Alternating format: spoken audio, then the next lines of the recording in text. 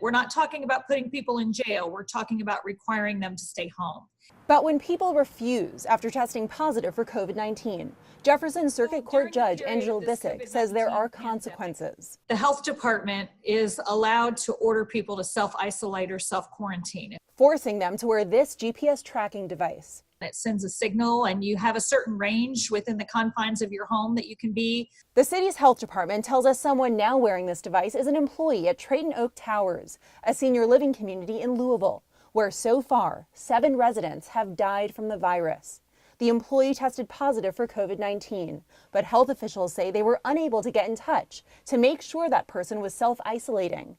They used a court order to enforce a quarantine, fitting them with an ankle bracelet like this one. We've made repeated attempts to get in contact with that Trayton Oak Towers employee and have gotten no response. A spokesperson with a senior living facility tells us in a statement, "Our priority is the health and safety of all residents and staff.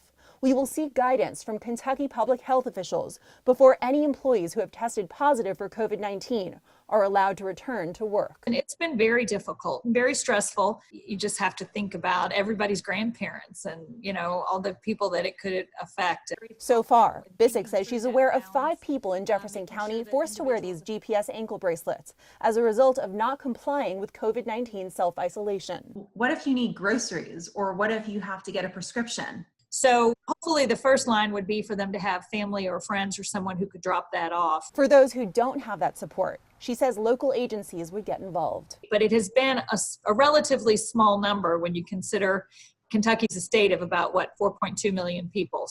Health officials say they're in continuous contact with people who test positive for COVID-19, making sure they're following CDC guidelines. For those who don't comply, the city's health department, Metro Corrections, and the sheriff's office say that's when they step in. A GPS tracking device would be a last resort.